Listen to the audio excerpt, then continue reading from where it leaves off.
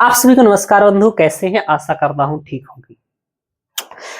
हम लोग रेगुलर बात कर रहे हैं और हम लोग यहाँ बात कर रहे हैं गाइडेंस को लेकर के। मैंने सीरीज ही इसलिए चला रखी है कि चूंकि यूपीएससी में अब भटकाव बहुत अधिक हो गया। कंटेंट तो पर्याप्त है, कोई फिजिक्स वाले का कंटेंट, कोई नेक्स्ट आईएएस का, कोई फोरम आईएएस का, कोई कभी इसका सृजन, कोई उसका प्रारंभ, कोई इसका तांडव, कोई इसका कुछ।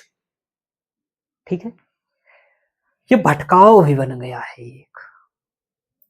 तो इसमें आपको चीजें एकदम स्पष्ट रहें और आप फंस ना जाएं, क्योंकि आप भावुक होती नई नई तैयारी में आती समझ नहीं पाते। ऑप्शनल सब्जेक्ट का चयन कैसे करें, क्या गलती नहीं करनी है, सुन लीजिए। मैं यहां बिल्कुल भी नहीं कहूंगा जो मैं ऑप्शनल पढ़ाता हूं उसकी। संस्कृत ऑप्शनल यूपीएससी क्या बोल लीजिए। मैं यहां आपको ऑनेस्टली बताऊंगा, ईमानदारी से बताऊंगा कि भाई क्या बातें आपको सच में ध्यान रखनी ऑप्शनल को लेते समय।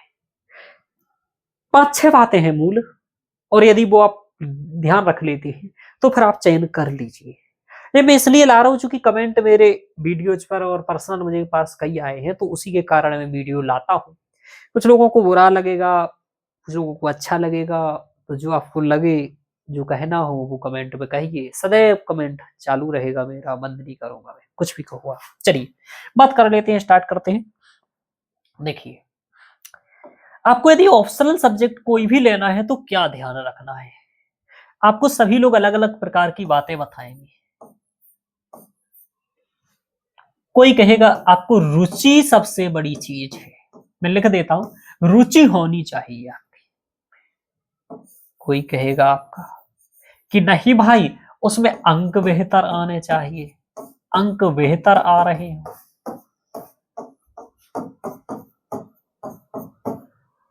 कोई कहेगा ऐसा सब्जेक्ट लो जो जीएस से मिले, यानी जीएस रिलेटेड ले लीजिए। आप क्या सभी में थक खत्म कर दूंगा, जीएस रिलेटेड सब्जेक्ट ले लीजिए। ठीक है। कोई आपसे कहेगा कि आप जो मास्टर किए हो जिससे, या फिर ग्रेजुएशन किए हो, है ना, ग्रेजुएशन जिससे किए हो वो ले लीजिए। मास्टर आपने की हो जिससे वो ले लीजिए, या फिर ग्रेजुएशन की हो वो ले लीजिए। ठीक है। या फिर ऐसा सब्जेक्ट लीजिए जो करंट से रिलेटेड, करंट रिलेटेड हो या ना हो।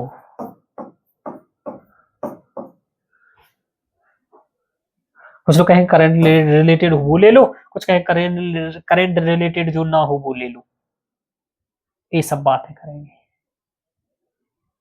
मैं एक बात और करूंगा जो सबसे ऊपर रखूंगा, जो कोई नहीं कहता वो मैं कहूंगा।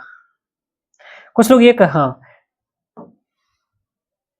मैं कहूंगा इधर जो मेरी बात होगी कि इन सब में एक चीज और इंपॉर्टेंट है, वो मैं कहूंगा गाइडेंस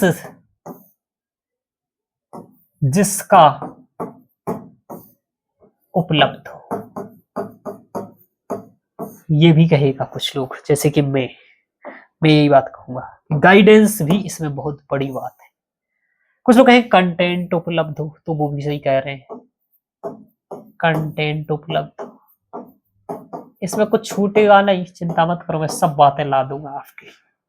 समझ में आ रहा? क्योंकि मैं पिछले 4-5 साल से ऑप्शनल ही पढ़ा रहा हूँ, यूपीएससी संस्कृत ऑप्शनल पढ़ा रहा हूं। तो देखिए, कंटेंट उपलब्ध हो, गाइडेंस जिसका हो, रुचि हो, अंक बेहतर आ रहे हो, GS related, master, graduation, current related हो। एक एक पॉइंट की बात कर लेते हैं। देखिए, रुचि हो ये वाली बात आती है, तो रुचि होनी चाहिए आपको थोड़ी सी ऑप्शनल में। ये एक सही बात है, थोड़ी सी, पूरी सही नहीं है।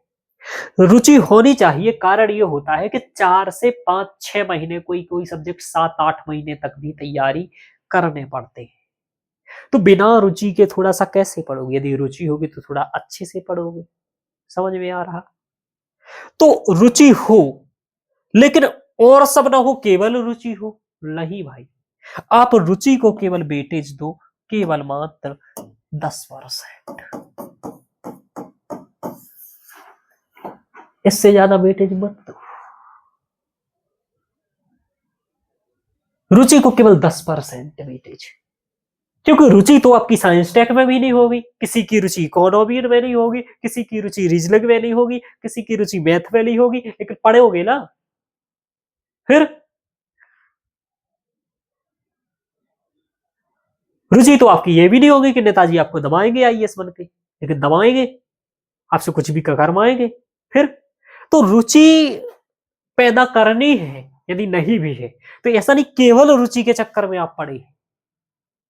समझ में आ रहा? तो केवल रुचि के चक्कर में भी नहीं पड़ना है, 10% वेटेज देना है कि ठीक है रुचि है तो बहुत और अच्छा है। यानी कि 90 गुण मिल रहे थे, 9 गुण मिल रहे थे, तो 1 गुण और मिल गया अपना, 10 गुण हो गया। तो रुचि को इतना ही देना है। फिर अंक बेहतर आ रहे हो, हाँ ये बेहतर है, पढ़ क्यों इसलिए रहे हो मेरे भाई? अंक बेहतर आए इसलिए ना, यूपीएससी तैयारी किस लिए कर रहे हो? ज्ञानी या अंक के लिए? अंक। ऐसा सब्जेक्ट लेना है जिसमें अंक आ रहे हो और जिसके अंक सदैव स्थिर रहते हो।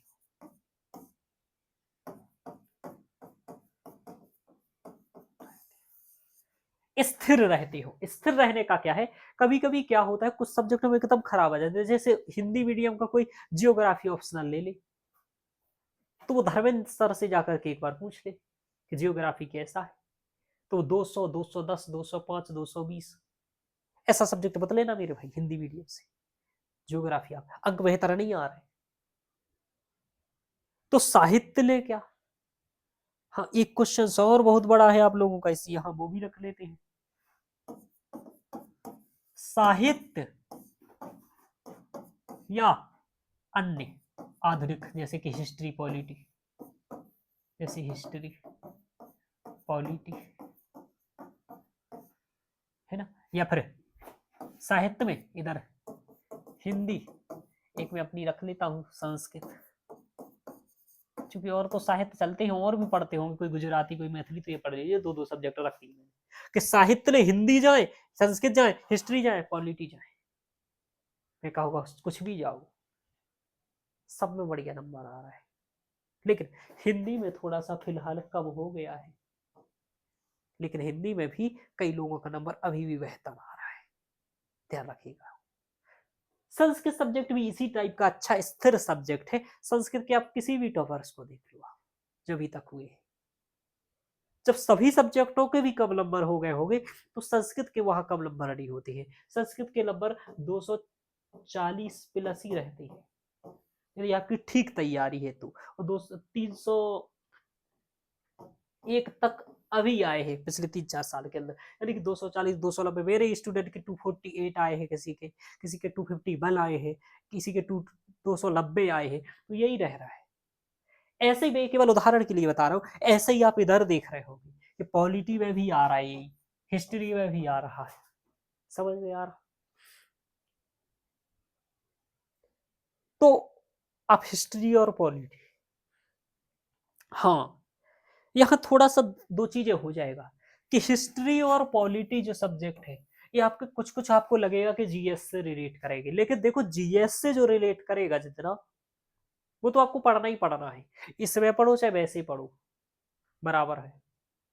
लेकिन उसके अलावा भी ये थोड़ी सी लेंदी सब्जेक्ट है, ये बात आपको ध्यान रखनी पड़ेगी। लेंदी यानी कि इनको यदि ठीक से आपको करना है तो 6 से 8 महीने, और मैं कहूंगा 1 साल, यदि आपको ठीक से जाना है, यानी कि 6 से 8 महीने, तो कम से कम 6 महीने तो चाहिए ही चाहिए। फिर आप कितना पढ़ते हैं, कितना समय देते हैं, वो आपके ऊपर निर्भर करता है, कम से कम 6 महीने तो चाहिए ही चाहिए।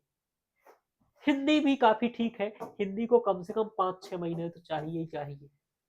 इस मामले में मेरा थोड़ा संस्कृत प्यारा है, और ये मैं नहीं कह रहा हूं, पता कर लीजिए, मेरे के लिए आप 4 महीने, 3-4 महीने में भी कर सकते हैं, और यहाँ ठीक से यदि समय 3-4 महीने में भी कर सकते हैं, तो ये थोड़ा सा ठीक है।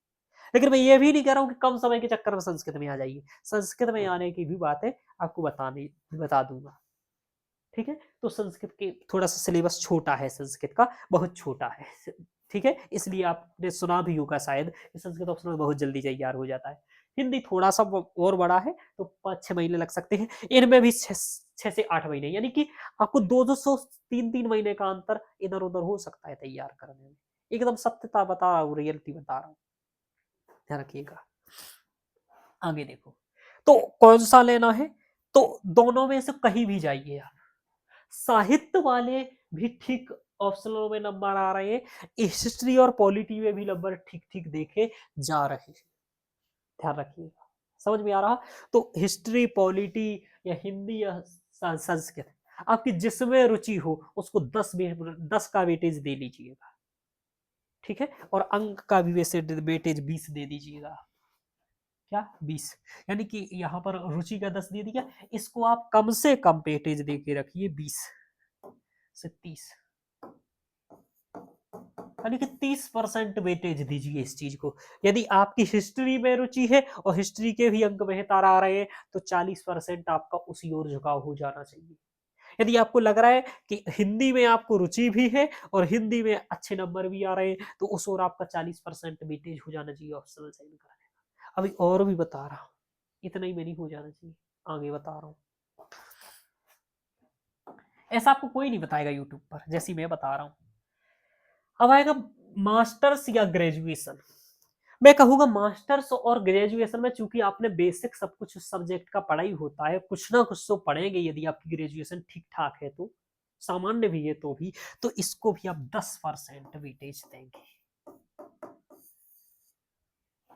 जैसे मेरा संस्कृत से एमए है, मेरा संस्कृत से ग्रेजुएशन है, ठीक है, मैंने कॉलेज में और ऐच्छिक विषय के तौर पर पॉलिटिकल साइंस रखा था, मुझे पॉलिटी अच्छी आती थी, लेकिन मेरा ग्रेजुएशन संस्कृत से है, और मेरी संस्कृत अच्छी है, तो इसलिए मैंने संस्कृत को वरीयता दी, ठीक है, क्यों, और संस्कृत के नंबर भी अच्छे आ रहे थे, संस्कृत रुचिकर भी है, क्योंकि संस्कृत से तो ज्यादा रुचिकर होगा क्या, 10-10 श्लोक लगाए, रोज आपका रुचि बदल जाएगा, रोज सब्जेक्ट ही का टॉपिक्स ही बदल जाता है, तो रुचि अपने आप बनी रहती है। इसलिए मेरा ये भी उस ओर चला गया, मेरा 30% वाला ये भी चला गया, अंक मेरे पास संस्कृत में हमेशा आते हैं, रुचि मेरी है ही, क्योंकि आस कहानियां ही तो है साहित्य में, श्लोक है उनको पढ़ना है, थोड़ी सी ग्रामर है, आदि आदि।